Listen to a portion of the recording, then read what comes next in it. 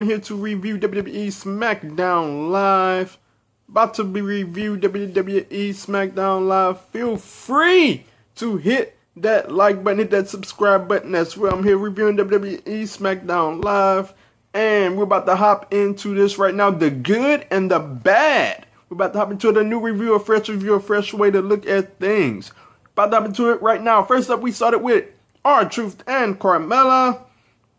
What I thought was Miz TV, but it was Truth TV.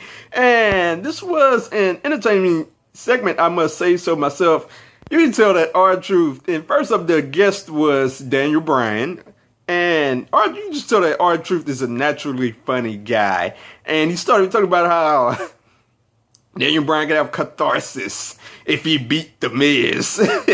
And R-Truth is just naturally funny. We had a random dance break in this. I mean, I didn't know what that was all about. But overall, the segment, Daniel Bryan came down. He hyped the match with The Miz. And all the while this is going on, I'm saying to myself, okay, when is The Miz coming out here to break all of this up? So The Miz comes down. He talks about his match with Daniel Bryan at Super Showdown. Gets into it with R-Truth as well. Then he says something very interesting. Talks about how Daniel Bryan had to go to his dark side to beat The Miz. And I think that this sets up an angle or a moment in a match at Super Showdown where Daniel Bryan is going to have to choose between good and bad. He's going to hesitate, and I think Miz is going to pick up the victory there. But we set up a match with R-Truth and The Miz over Miz TV and R-Truth TV. I mean, how about that? First time a talk show was on the line in a match. So that was pretty funny. That whole segment goes into the good for me. It was entertaining, it was funny, and it built towards a very important match at WWE Super Showdown. So after that, we had The Miz and R-Truth, and The Miz and R-Truth have good chemistry. I enjoyed the match. It was well enough action. The finish was never in doubt, so that hurt it a little bit. But I did like it because the finish built towards Daniel Bryan and Miz at Super Showdown. We had some more build at the end of the match there with The Miz still in Daniel Bryan's high knee. And I enjoyed the match just enough for this to go into the good category. Like I said, good chemistry between The Miz and R-Truth. I enjoyed it very much. So after that, we had Becky Bad Lynch. She came out and she attacked Charlotte from behind. And look, everything Becky does lately gets in a resounding good. So that is in the good category, no doubt. I enjoyed it very much. And Becky is just on a freaking roll right now. I mean, she just can't miss with whatever she does. It has been phenomenal. And as we get connection back right here, sorry, connection, having problems here with this app, streaming from the Streamlabs app, but I'm back once again. Becky has just been phenomenal in a row. I've enjoyed her very much. So good, in the good category, no doubt. After that, we had Big E versus Sheamus. Shame us. New Day came out and they ran down Sheamus, ran down Cesaro, called Cesaro a Swiss Jason Statham. He kind of liked it. He was like, I'll take it, you know. And every time the Bar and the New Day get to the ring, it is just magic. I talked about The Miz and R-Truth having good chemistry. The Bar and the New Day have phenomenal chemistry. No matter who's in there, it is just great stuff. I enjoy it very much.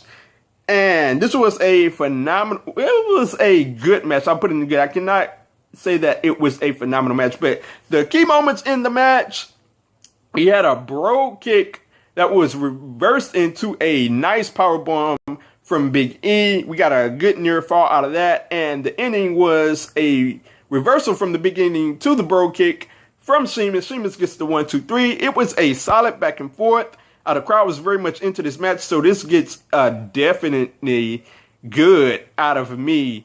And I enjoyed every bit of it. And look, the Bar, the New Day, it's going to be a phenomenal match when they meet up. And I enjoyed every time they got in the ring. Even their most recent affair, their most recent match was phenomenal. I enjoyed every bit of it. So moving on, after that, we had Rusev up. Rusev wanted answers. And he wanted to know why, Aiden. Why'd you do it, Aiden English? Why'd you do it to me? So, Aiden English, why'd he turn? He came down the ringside. He explained every single bit of it. And I gotta say, this initially fell into the bad segment for me because it looked like they were going down the cliche angle. And it started with Aiden English blaming the fans. No, it's the fans' fault. They were never behind you. And initially, this was kind of like when Becky Lynch was doing revisionist history with that initial promo when she was turning heel. I was like, look, that's not true. The fans were always behind Rusev. What are you talking about, buddy? But they saved it. And it picked up really well when he came down and he said that, look, it's all Lana's fault.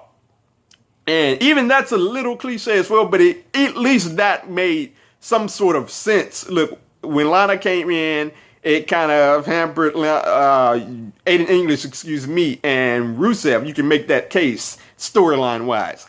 And at least that made sense. But the bombshell, why this really gets into the good, is the one night in Milwaukee line, baby. I loved every bit of that. And normally I'm not a one for when WWE does the talk show drama BS, or the love triangle, whatever. But this one, it's well done because it came out of nowhere. You could have gave me any type of choice. I would have never thought that they would have went down the lane of Aiden English and Lana. Like, that one came out of nowhere. I loved every bit of it. The crowd loved every bit of it.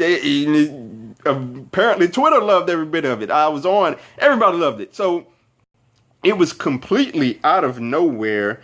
And it's interesting to see what they would go with this. Aiden English says he has a video. We'll see how that goes down going forward.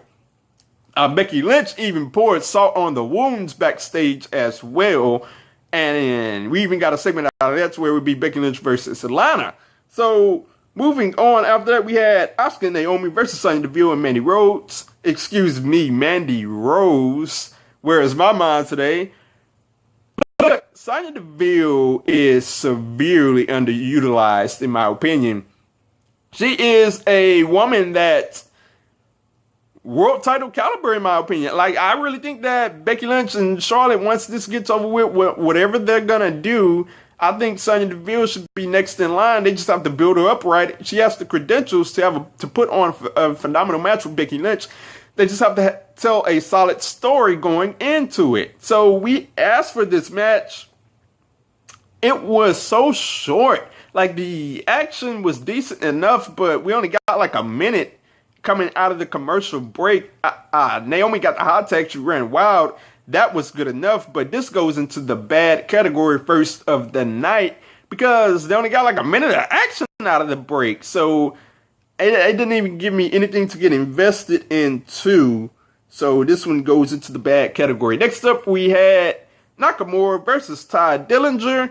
And look, this one goes to the bad category as well because they didn't get time in this match. It wasn't like it was a squash match. They didn't get time. If this would have went on for like 3 or 4 more minutes, this one probably would have landed good because the crowd was into it. Dillinger looked like he was going to get back into the match. He avoided the Kinshasa, but Randy Orton came down for the DQ. But I would tell you this much. The match goes to the bad category, but Randy Orton, sick sadistic Randy Orton, that beatdown goes into the good category for me because I enjoyed it very, very, very much. And I enjoyed the beatdown that Randy Orton put on Ty Dillinger. We had a DDT, hanging DDT to the outside. And then we had a Kinshasa to the LED board after that. So that was sick in itself. So I enjoy this arc that they're going on with Randy Orton. And look, it seems like it's going to be Randy Orton and Ty Dillinger next. And no, after the interview, Randy Orton said he did it because he's sick of the 10 count, which I thought that was pretty darn funny in itself. So I enjoyed that very much. That goes into the good category. So after that, we had Badass Becky Lynch versus Lana. Look, this was a squash match, so going forward, I won't put squash matches in good or bad category because, hey, it's a squash match. This one was a glorified squash match. And I'll say glorified because Lana got in a little bit of offense. but glorified squash match overall that I won't put in the good or bad category. So moving on, Becky Lynch picked up the win, which was very desirable result. And Becky Lynch picked up the win, so I enjoyed that very much. Moving on, we had the main event segment of the night. Samoa Joe and AJ Styles.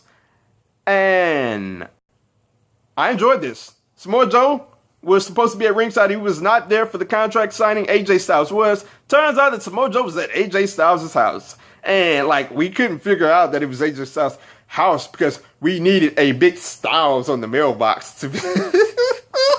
We needed losing connection here. We needed a big Styles on the on the mailbox to know that it was AJ Styles' house. I mean, come on. And we're having bad connection here. And like, the whole segment was well done.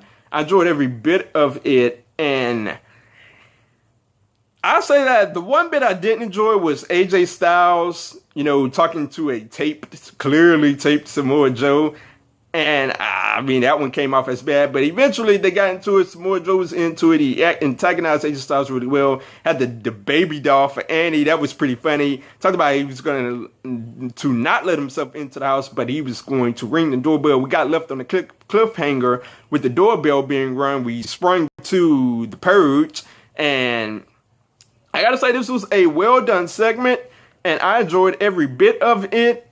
And just well done overall as we head into the go-home show of Super Showdown. And I gotta say that heading into the go-home show of Super Showdown, I hope that they make it more about the title going forward, because going after the family, it was well done. I mean, I think the house is like, you go to the house, it has to be like the final step. So going forward, I hope they make it about the title going to the go-home show of Super Showdown. So that one goes into the good category as well. We have 7 categories that went into the good, 2 into the bad. Overall, this SmackDown show went into the good, and I enjoyed it very much.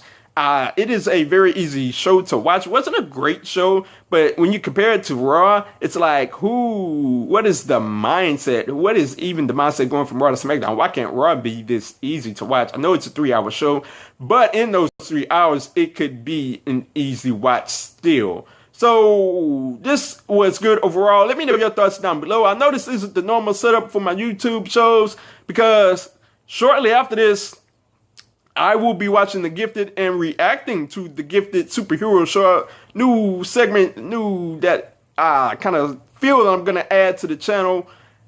Make sure to check that out. I'm going to be watching The Flash, Arrow as well, going on in latter weeks. But let me know what you think about SmackDown down below. Did you like it? Did you love it? Did you hate it? Let me know on either YouTube or Twitter at OMGCoreyB or at 2SweetPod. I'm out!